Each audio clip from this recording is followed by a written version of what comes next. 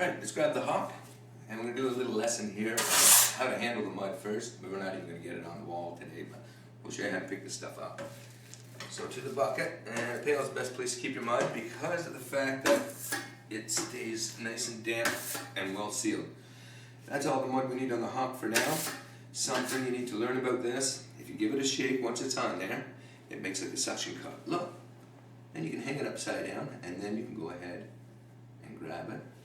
Put it over the other part of the trowel, upside down. It sticks there and stays there. It's a little thing, but give it a little shake, and then it makes like a suction cup. And that's kind of nice because then you can decide where you need it on your trowel. Here's another tool we need to use, a 4-inch knife. That's for the little inside corners. That there is just a pull on the side and side swipe. It makes a triangle on one side so that when you work in the corner, you get the mud on the proper side of your knife. Wipe off and go to the opposite side and do the same thing and make this little triangle. If you know how to do this with this knife, it serves the purpose for all 3 coats. So not a bad lesson to learn. Start with that and take it from there. The Art of Tape and Drywall videotape will show you how to get your tape on the wall and how to do your coats without having to sand so much. Bye for now. I'm going to take you for a tour. My name is Laurier and this is the Art of Tape and Drywall. I have truly a fancy basement here, and I'm going to take you for a walk around it to show you all the unique things that I will be dealing with as I plaster it up. Come into the big open area, and here we have what's called a coffered ceiling. That's when the ceiling steps up a little higher, and these will be light valances. So there's rope light that's going to be going inside of here and shining towards the ceiling. Nice slope here. We have corner beads put on here. We have a fancy L trim, rounded L trim to put up on the top. As we progress, I'll show you the stages on it. Let's take a walk. Here's the second one, and between the two, they are, in my opinion, absolutely beautiful. Love these ceilings. They add just another dimension to the basement. If you look this way, you'll see a set of shelves. They're also made out of drywall, and round corner beads need to go on these shelves. As you come around, you'll notice on the back side of this wall, there's actually another set of shelves. So, they want them made out of drywall. I can put corners on them and make them out of drywall. They'll look great when they're done. Now, as we move this way, this is an extremely large room. We move up this hallway, and this basement is very large. From here, we'll go into this closet area. If you come around the corner, there's a lot of shelves, and these are drywall shelves on this wall over here. They all have to be taped. Corner beads will be installed top and bottom, and they're all round and bullnose corner beads, and all 3 coats. Taping second and finish the corner beads, and make them look nice. It does take time to do, but drywall, you'll see in the end, it really, really looks nice molded into it. Over here, they have another bedroom. A bedroom over here. So yesterday, I got partway through the taping in some of these walls. Today, what we're going to do is we're going to come to this wall. We're going to tape up some butt joints and the factory taper joints, where the paper wraps around the drywall, and I'll show you how to deal with those. I'll also show you how to coat screws and how to tape up inside corners. At this point, I'm going to have to get to work, so I'll grab some tools and we'll get started on the first coating of this wall and show you how to move that mud around on your hawk and your trowel and your knives in order to do this properly.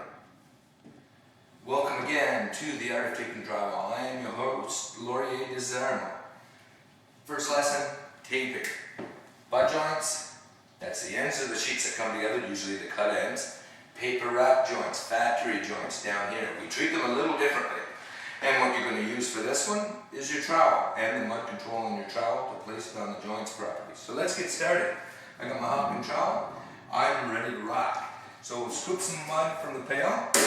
And this was transferred into the pail from a plastic lined box. That's enough work and mud for me to work for a couple of these drywall joints. I gave it a little shake. There's that suction cup thing again. Mud control matters. It makes your life easier. So let's set this up. Front hand on the trowel, upside down, load up the center, that's how much mud sits on there. And we turn around, and we start at the top and come down.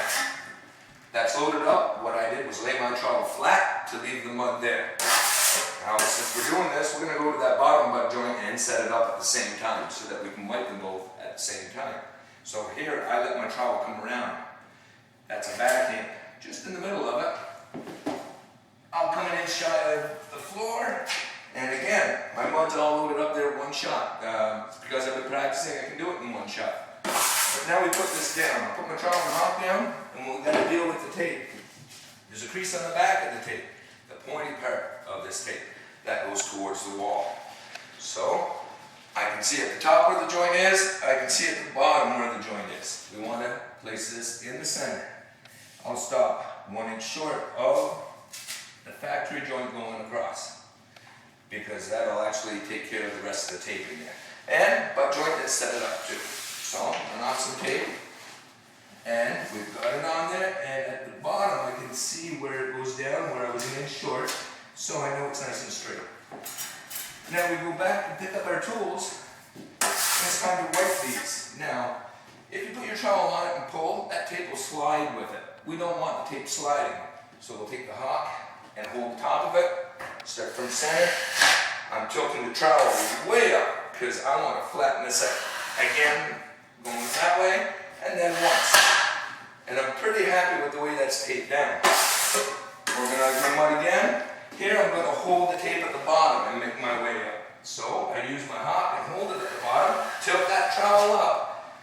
Not as smooth as I like it to be. We'll go from center, tilt that trowel up. Now, I'll go to the bottom and we'll just push nice and hard with the whole thing. I'm tilting the trowel up, we're flattening that tape out. That's all you need to do to tape it down. Make sure that you have enough mud on that joint in the first place, because mud glues the tape down. If you're missing mud, you will have bubbles. We don't want to do that. Next step here, we're going to do this taper joint coming across. Here's mud control again. It's the top tip of my trowel that I'll be loading mud on to put it on here so that we don't have mud this wide trying to do one coat. So upside down, and that's the way I load it up. Now I'll come to the taper joint and start pulling it across. Run out of mud, mud control, tip of the trowel. Load it up nice and thick. And now I'll move a little faster, because you do know how this works. And we can't take all day. With drywall tapers, we can't take all day. I'll grab some more mud and mud control techniques. Make sure that you can move. Drywall taper moving. You have to be able to go quickly. Very satisfied with the way it's loaded up. If you look closely, it doesn't look beautiful right now. The mud's just there. Now it's when we put the tape on there. So I will find the creases and start at that end. Again, the pointed part goes towards the drywall, pointed part of the tape. So with my finger, I feel where the two pieces of drywall come together. Over here, with my finger, there's where they come together. That's where I want to put that little pointy side of the tape onto. So we'll quickly move along. With my finger again, I find it, and my other hand pushes it down tight to the board, just to make life a little easier. And all the way to the end. Now I can stop a ½ inch short at the end, because the width of the tape, when we corner tape, will be joining that piece of tape going across. Again, I pick up my tools. These are tapered joints. You don't have to worry about how hard you push. You just have to tilt that trowel up and push hard, because it will always leave mud behind that tape, because it's tapered. It's about 3/8 of an inch instead of a ½ inch, and that tape sinks right into it. So it's tilted up hard, really high, and I'm pushing hard. I didn't have to hold this tape because it's so long, I'm not going to drag it around it anywhere. Tip of the trowel like that to clean off the other side. Let's tilt that up and push hard. You keep on going. Keep on going. As long as that mud's not going down below your trowel, you don't drop any on the floor. I just did that little clean off the other wall. Backhand. And I'm just going to come back for my satisfaction. A flat. Push it down again. Completely first coated tapered joint. Now, once that's done, these butt joints sit higher. A taper joint doesn't bounce a trowel around. It goes back and forth. Part of my first coat, and not all tapers do this, is simply a trowel width on both sides. So I'm laying it down and I want the mud to be there, and then we'll reduce it as we go. So, pushing the tip of the trowel against the board, back of the trowel against the board. Now come here and tilt it right up, and here and tilt it right up. You can still see the tape, but we got about an eighth of mud on either side of that tape, which helps flatten it out. Less shrinking in the second coat, less chance of seeing that hump later. So at the same time, we might as well go down and take care of this butt joint. Now on moving the mud, I go twice to fill up the whole trowel. So I actually pick it up twice for mud control. And we lay it on. Now, I'll pour mud. There's a couple of screws at the end here, so I just went and coated them. And we got enough mud to make sure this side gets completed. Okay, skim against the board on the tip of the trowel. And tilt it for the whole thing to come up. Tilt it and the whole thing comes up. Don't like the way that looks? I'll just flatten it a little bit like that. That'll do the trick. There's an intersection that'll be coated many times in the next 2 coats after this. So we don't have to worry about that. That's how the tape goes on butt joints and taper joints. In the next clip, we're going after those inside corners and a real fast, efficient technique of doing the screws. Bye for now. Welcome back to the Art of Taping Drywall. My name's Laurier, and I'm hoping that this helps you out. We're about to do an inside corner. This time here is with a 4-inch knife, and mud control techniques matter. That little pull and triangle thing, opposite side pull and triangle, is exactly what I do every time I apply mud. So, let's get the mud on these corners. The crack in the sheet that was that was installed after was this one. So they've taken mud and pre-coated that crack. What I'm going to do is plaster up the side, or put the mud on the side that the knife tends to dig into the crack first. Triangle. We'll load it up. I'm laying the knife down to load it up. This way here, had they not pre-filled the crack, it doesn't matter if it goes right and slide back behind the drywall. The second side is the side where the crack is, and it makes it disappear without going into the other drywall on the other side. You'll see it more with the cracks at the bottom here. So I'll turn around, because my back against the wall is the way to do this triangle and the way to load this corner. So quickly, I'll load it up. This side here, we load it up, and then I'll show you the folding of the drywall tape. Now, if your mud control isn't that great and you're very, very wide with your mud, when you go to wipe, it will go past your 4-inch knife and sometimes fall to the floor. So we're just going to go like this, tilt that up, and do a cleaning wipe, still leaving 2 inches of mud from the edge to the corner for our tape to go on, because our tape is less than 2 inches. So, put this on the floor, grab your tape, put your hand on the back side. You don't want paper cuts. So you don't want to fold it and rub your fingers on the front side. So here is a point on this little tape, and I'll fold it this way, but the one that's doing the folding is at the back, just like washing a knife with your dishes. It's the back of the knife that you put, the safe spot to put your fingers on to fold it. So we'll just fold enough to do the corner, and it folds very well, and then we go and place it. So I place it at the top, maybe a ½ inch short of the ceiling, because the other corners will be coming to it. And then I work my way down and bring it an inch short of the floor. The baseboard actually meets it there. So there's my tools, and now it's a matter of wiping this piece of tape. So I go to the top, and I'll put a little bit of mud on the end of my knife to make it slide on the paper very well. Tilt that knife up, push hard, and take it right to the bottom.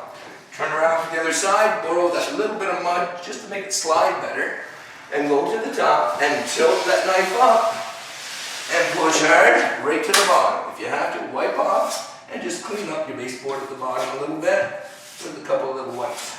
It's nice and clean and actually ready for the next coat. No sanding required. The other little lesson that's part of this is the screws. People spend a lot of time just going like this with the screws, but it always leaves a little hole. So, when you apply for the screws, you apply going up, tilt your knife up, wipe it clean. Don't leave a buildup on it. It causes sanding for no reason. First coat on the screws, just to fill them, just like first coat on a corner bead. So, we'll do it again. Mud goes on, pushing up, clean. Doesn't leave a hole. So, a drywall taper moves a little quicker. So I'll just make my way around, and we'll get these screws coated up. Two directions, it saves a lot of time, and you just run your way through.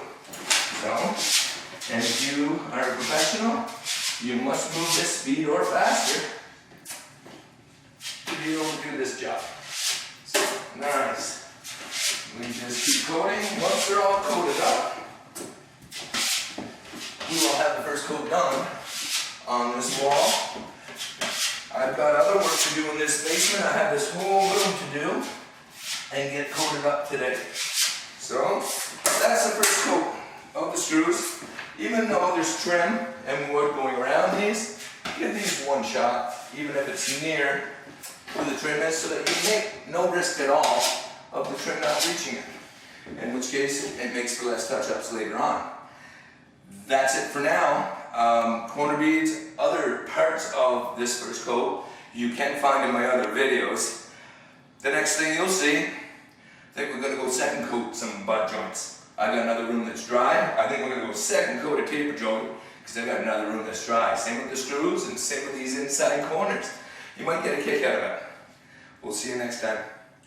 Good morning, my name is Laurier. Welcome to the Art of Taping Drywall. Today's lesson is about second coating. Now, second coating of butt joints, taper joints, screws, and inside angles. And I'm going to show you exactly how this works. You're going to have to do it in 2 segments, mind you. First thing we're going to do is attack these butt joints and put a second coat on them using this large 16 by 4.5 inch trowel. So we'll start by scooping up our mud, and we'll get this moving. So I need to load up the hop very well. This is the technique coat. This is the most difficult coat to do, so if you can get a handle on it, you've got it made to be able to take care of your own drywall needs. So, let's load up. Again, the mud control is very important. Let's load up this trowel and load up that butt joint down here. I'm loading up the whole thing. You saw the way that was done? Go to the bottom, and as you're going up, you flatten the trowel out. Not enough mud. Let's grab some more and let's load it up again. Right up to that joint. The other side the same way. And then what we do is reduce a little bit at a time. So that means I'm not going to tilt the trowel right up to take a lot of mud away all at once. I'm just going to press on the tip of the trowel to feather it off. So I borrow mud. I'm going to feather it off against the board. Go back to this side. Borrow some mud. I want to bring it down a little lower.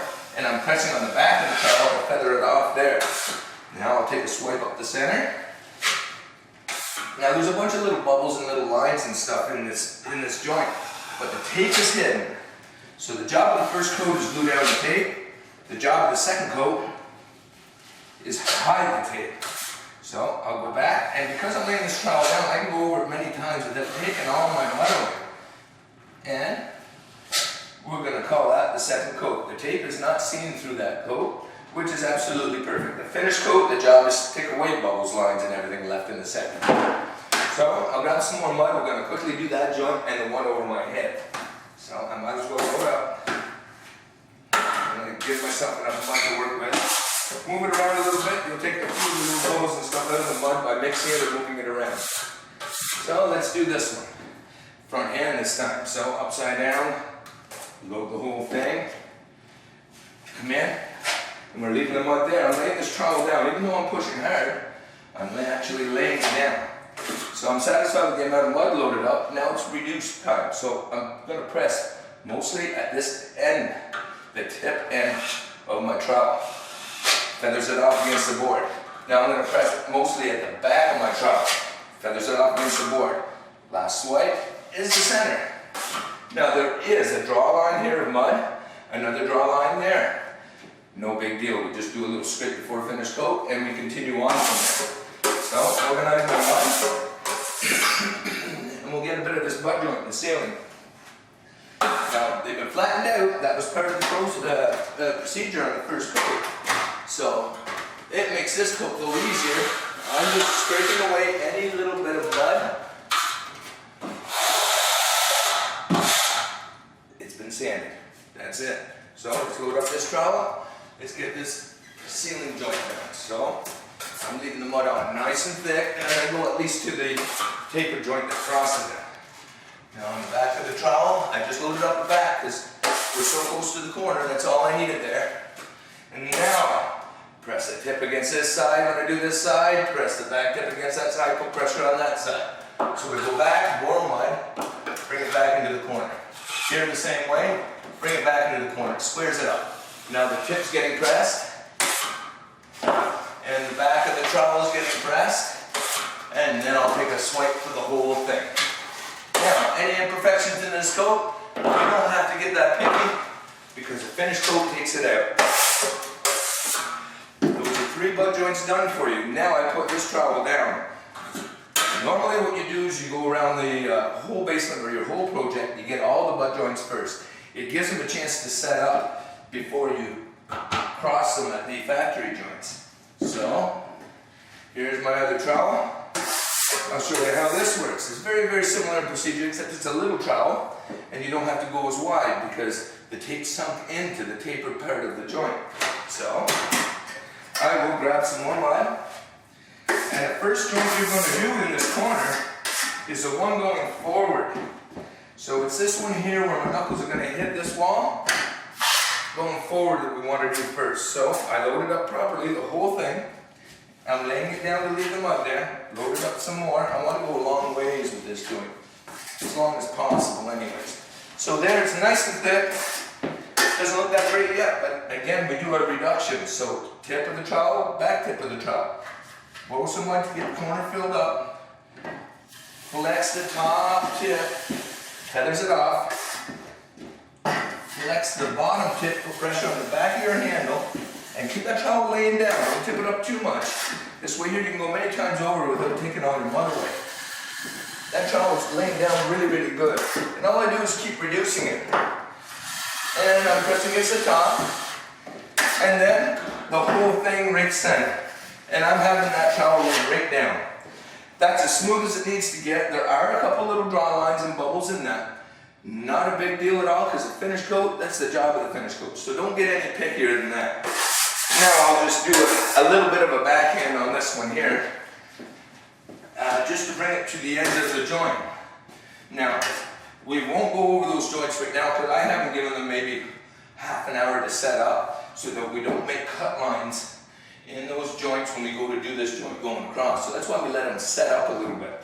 So, back of the trowel, we'll just come to the edge of that joint. That's on the back end.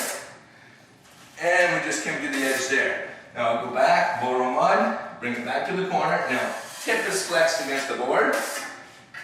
Bottom tip is flexed against the board. And then, break flat for the whole thing. It does not need to get any prettier than that in this coat. That is the job of the second coat, hide that tape.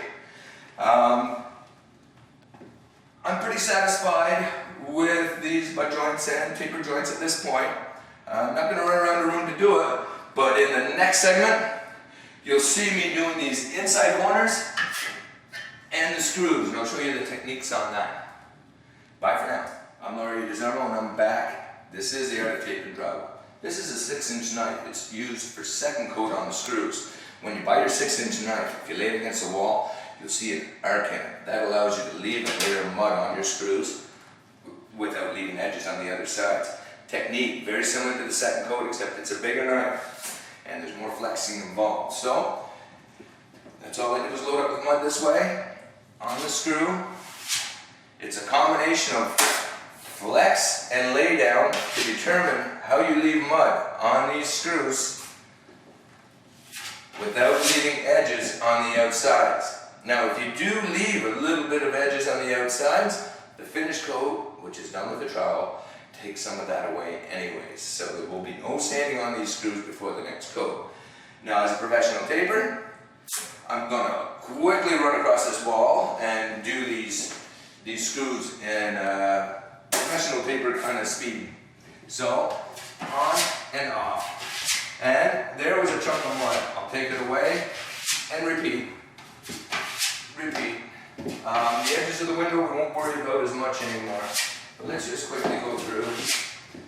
And this way here, there's a layer of mud on these screws without edges on the two sides. And as you can tell, it moves very well. And it's the same technique used as we used in the floor, except we're going a little larger and a little wider. So I'll just quickly get these. And when we get back to the other corner, we're going to do some inside angles, which is those inside corners when I get to the corner where my left is. So now I have all the screws. This is how I buy time on my jobs for my butt joints to set up. I go and do all my butt joints first. I go around and do all my screws next. It gives them a chance to set up so that I can cross these joints before I get on to the next step. So while I load the 6-inch knife, you know how it works. It is a matter of flex. Flex, and when you're laying it down, that leaves the mud in the middle and tapers off the two sides. That's what we're looking for.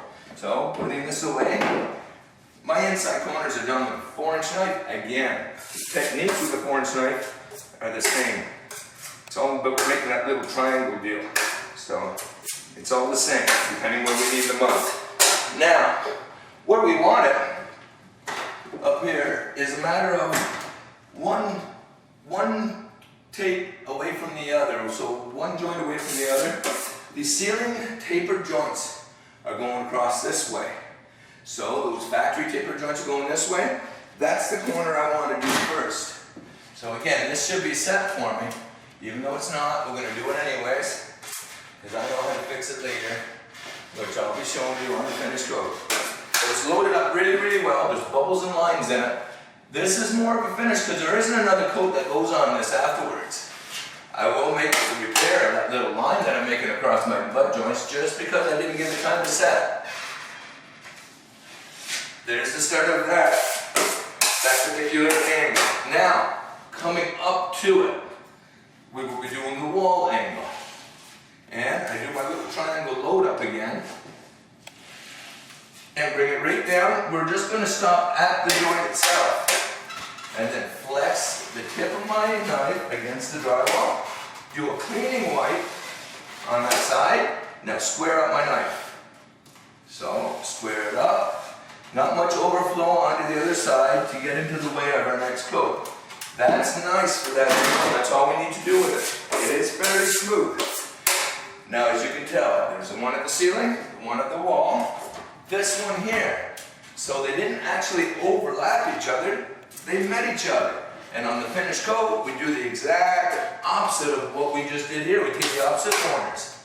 So I'll pour a little bit of mud, come back, and I'll skim the bottom part of my knife against the board. Come back up, and coat it again. Now, the job here is to hide that tape. That's nice and smooth, the tape is hidden. I'm very satisfied with that being my finish because the one side, that is my finish. When these joints set up, we'll come up with the angles and go right across the joint so that we're not cutting lines like I did with this butt joint. That gives me a spot to give a coat to on my finished coat to repair where I cut a line because we didn't give it enough setting time. In a small room and you have to work, you just go anyways and you repair things as you go. At this point, I think I'm going to give you, I'll pick up a trowel. There's one corner bead, and these are bullnose corners.